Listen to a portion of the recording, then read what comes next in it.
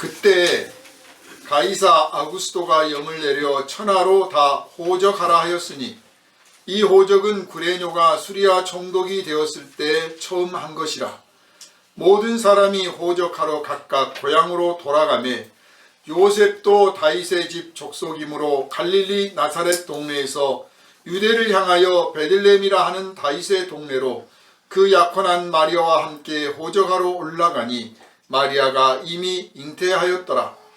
거기 있을 그때에 해산할 날이 차서 첫 아들을 낳아 강보로 싸서 구유에 뉘었으니 이는 여관에 있을 것이 없음이라. 그 지역의 목자들이 밤에 밖에서 자기 양떼를 지키더니 주의 사자가 곁에 서고 주의 영광이 그들을 두루 비추매 크게 무서워하는지라. 천사가 이르되 무서워하지 말라.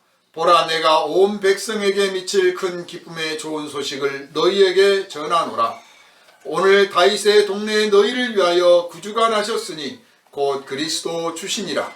너희가 가서 강보에 쌓여 구유에 누워있는 아기를 보리니 이것이 너희에게 표적이니라 하더니 호련히 수많은 천군이 그 천사와 함께 하나님을 찬송하여 이르되 지극히 높은 곳에서는 하나님께 영광이요 땅에서는 하나님이 기뻐하신 사람들 중에 평화로다 하니라. 천사들이 떠나 하늘로 올라가니 목자가 서로 말하되 이제 베들레헴으로 가서 주께서 우리에게 알리신 바 이 이루어진 일을 보자 하고 빨리 가서 마리아와 요셉과 구유에 누인 아기를 찾아서 보고 천사가 자기들에게 이 아기에 대하여 말한 것을 전하니 듣는 자가 다 목자들이 그들에게 말한 것들을 놀랍게 여기되 마리아는 이 모든 말을 마음에 새기어 생각하니라. 목자들은 자기들에게 이르던 바와 같이 듣고 본 모든 것으로 인하여 하나님께 영광을 돌리고 찬송하며 돌아가니라. 할례할 8일이 되매 그 이름을 예수라 하니 곧 잉태하기 전에 천사가 일컬은 바로라. 아멘. 이 시간은 너희를 위하여 구주가 나셨으니 라는 제목으로 함께 은혜 나눕니다. 기도합니다. 이 땅에 오신 주님을 환영하며 영광을 돌립니다. 우리의 왕으로 오신 주님, 우리의 구주로 오신 주님, 우리를 다스리시러 오신 주님, 인도하러 오신 주님, 이 시간 환영하며 우리가 주님의 뜻을 따라 순종하여 주님께로 나가기를 원합니다. 이 땅에 진정한 평화가 임하게 하여 주옵소서. 이 땅에 진정한 사랑이 임하게 하여 주옵소서. 이 시간 우리가 심령을 열어 아기 예수를 영접하듯 주님이여 우리 심령 안에 주님의 평화와 주님의 사랑과 주님의 정의를 부어 주시옵소서. 그리하여 주님이 이 땅에 오셨음을 진심으로 감사하며 찬송하며 나아가 우리가 예수 그리스도의 오신 이 기쁜 소식을 만민에게 외치는 나팔이 되게 하여 주시옵소서. 우리를 구원하신 예수님 이름으로 간절히 기도하옵나이다. 아멘. 할렐루야. 아멘. 설교를 오늘은 짧게 하려고 제가 설교를 읽을게요. 네.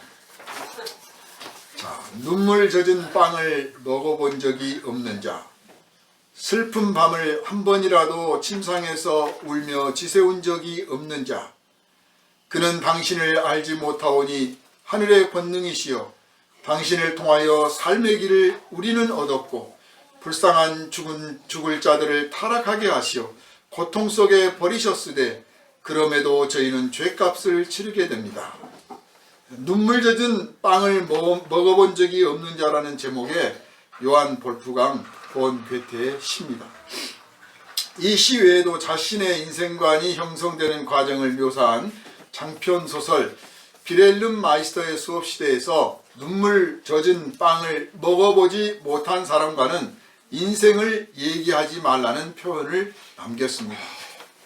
귀족 출신인 괴테가 배고픔을 겪은 적이 있었는지는 알 수 없지만 작품 중에서는 한 노인의 탄식을 통해 자신의 통찰을 표현했던 것입니다.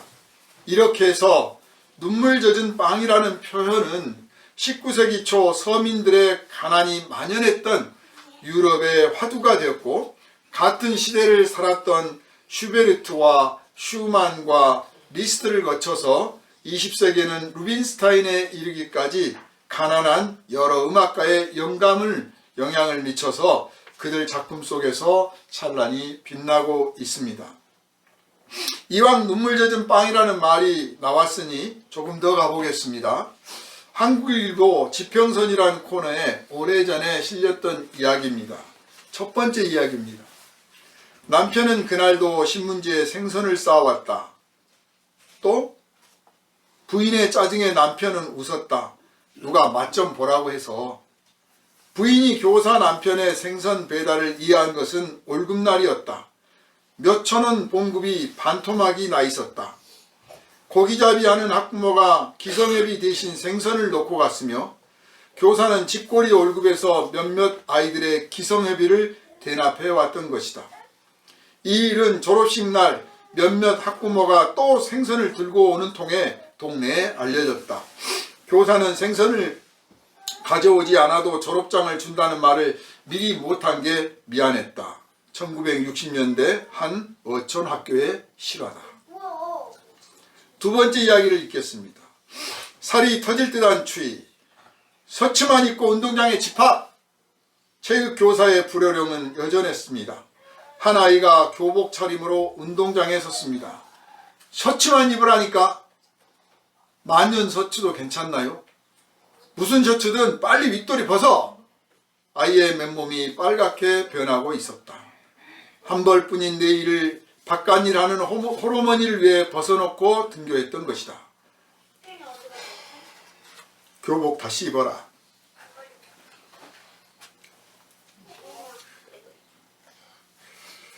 교사의 눈에 눈물이 고였다. 제자의 사정을 너무나 몰랐다는 자괴감을 주체할 수 없었다. 앞으로 너는 체육시간에 교복을 입어도 좋다. 구구들도 울었다. 방정환의 동화 만년 셔츠의 내용입니다. 모두가 가난하던 시절 눈물 젖은 빵을 먹었을 법한 사람들의 이야기입니다. 이 칼럼은 이렇게 마무리 지어졌습니다. 수업료를 내지 않았다는 이유로 학생의 졸업장을 교무실에 인질로 잡아놓고 돈을 마련해 와서 졸업장을 찾아가라고 한 선생님들이 있었다. 수업료를 내지 않으면 등교해도 결석 처리되고 그래서 졸업이 안 되니 졸업장을 못 준다는 것이다. 일부 교육청은 이를 조례로 제정할 계획이라고 한다. 가난한 학생과 학부모들의 사정은 이해하나 일부러 수업료를 떼먹은 경우가 있어서 어쩔 수 없다니 기가 찬다. 가난은 나의 스승이라고 했다. 그런 교사, 그런 졸업장은 필요 없다. 눈물 젖은 빵을 스승으로 모시자. 여러분은 눈물 젖은 빵을 먹어본 적이 있습니까? 한국식으로 말하자면 눈물에 젖은 밥을 먹어본 적이 있느냐 말씀입니다. 대개는 눈물 젖은 빵을 가난 때문이라고 해석합니다만 사실 우리 삶에는 눈물 젖은 빵을 먹게 되는 사연이 참 많습니다.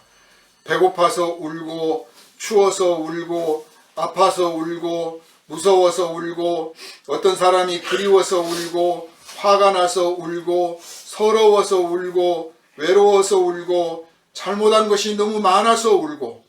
여러분은 무슨 사연을 안고 눈물에 젖은 밥을 먹어보셨습니까?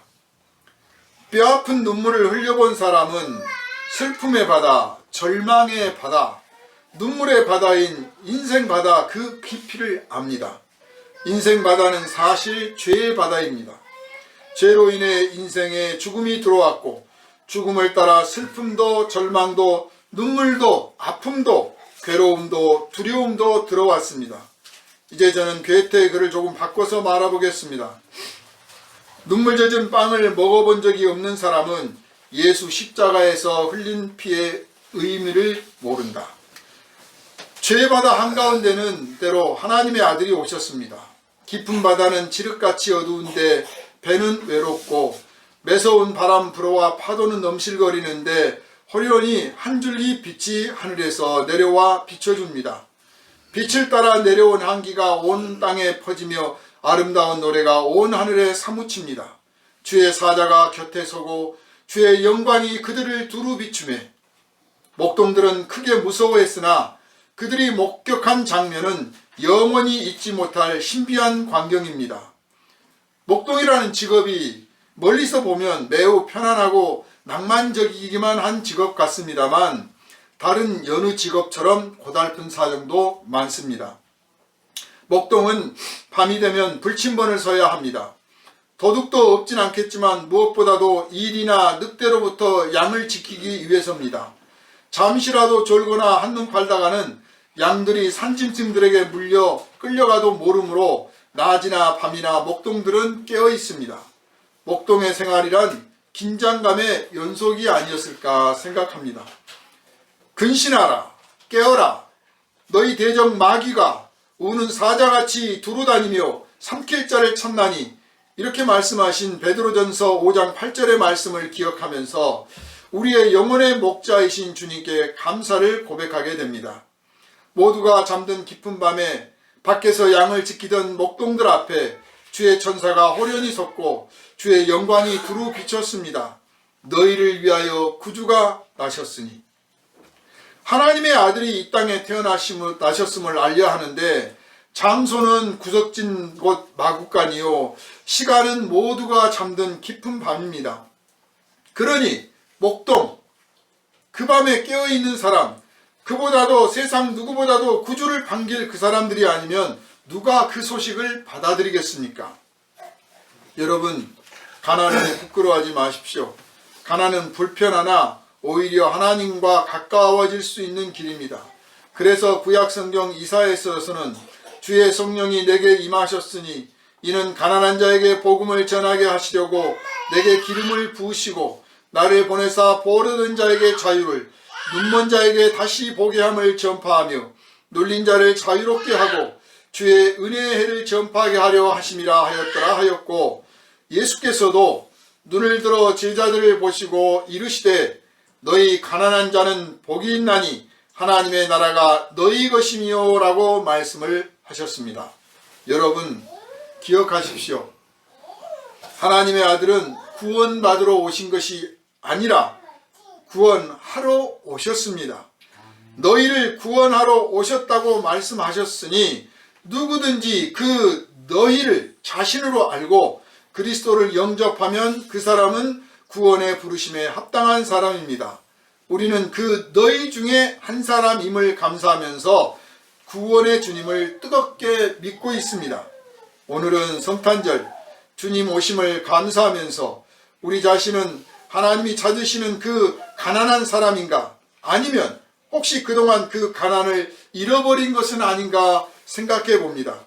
우리 영혼의 목자가 되신 주님 곁을 떠나서 멀리 가고 있지는 않은지 돌아보게 됩니다. 그리고 이 땅에 아직도 구주가 필요한 사람이 얼마나 많은지 생각해 봅니다. 목동들이 아기 예수를 보러 갔었다면 오늘 우리는 가난한 심령 가운데서 임하시는 주님을 보러 가야 하지 않겠습니까? 오늘 또 세계 곳곳에서 아기 예수 탄생의 소식이 퍼지고 있습니다. 아멘. 우리를 위하여 오셨습니다. 그래서 여러분 것으로 예수를 완전히 여러분 것으로 삼아야 됩니다. 여러분의 소유로 만들어야 돼요. 예수 따로 여러분이 아니라 마치 음식을 먹으면, 우리가 아까 성찬을 했듯이 음식을 먹으면 음식 먹기 전까지는 내 몸 밖에 있어요. 나와 분리되어 있습니다. 그러나 음식을 먹으면 그게 내 몸에 들어와 있고 내 몸의 일부가 되었고 그 음식에서 영양분이 내 몸 안에 들어와서 곧 나를 이루는 거예요. 예수를 따로, 예수와 내가 따로 있으면 예수님과 내가 따로 사는 거예요. 그러나 예수를 내가 온전히 영접하면, 성찬을 통해서 보여준 것처럼 먹고 마시면, 예수를 먹고 마시면, 성령을 마시면, 그러면 내가 예수와 하나가 되고 나에게서 내 능력이 아니라 예수의 능력이 나타난다 그 말이에요. 예수를 마시면 예수에 취하고 예수의 기쁨이 나오고 예수의 능력이 나타나게 되는 줄 믿으시기를 바랍니다. 아멘. 오늘 성탄절을 맞아서 그냥 즐겁다 행복하다 하는 막연한 날이 아니라 정말 아기 예수님이 이 땅에 오셨을 때 그 아기 예수 누였던 그 마구간을 가서 그 구유를 받던 그 목동들의 눈길이 어땠을까? 그 기쁨이 어땠을까?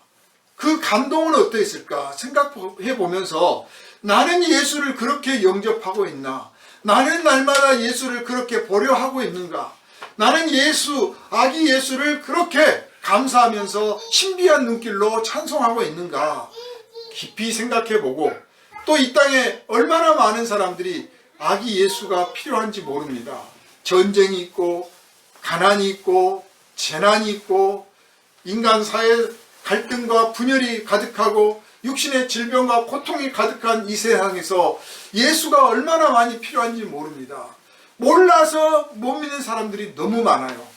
알고도 안 믿는 사람이야 그렇다 치지만 아직 복음을 들어보지도 못한 사람들이 너무나 많아요. 사랑하는 여러분, 그들을 위해서 기도하고 그들을 위해서 작은 등불을 하나 켜는 복된 심령 되시기를 주님의 이름으로 축원합니다. 기도합니다. 걸어가신 주님, 오늘 성탄 축하 예배를 통해서 하나님께 영광을 돌리게 하시니 감사드립니다. 우리 주님, 이 땅에 우리를 위하여 구주로 오셨습니다. 우리 심령을 활짝 열어 구주 예수 영접하게 하시고 온전히 우리의 것으로 만들며 우리의 왕으로 모셔서 우리의 삶의 모든 영역 속에서 예수 나타나게 하여 주시옵소서. 예수의 이름 증거하게 하여 주시옵소서. 예수의 이름 전파하게 하여 주시옵소서. 우리를 원하신 예수님 이름으로 간절히 기도하옵나이다. 아멘.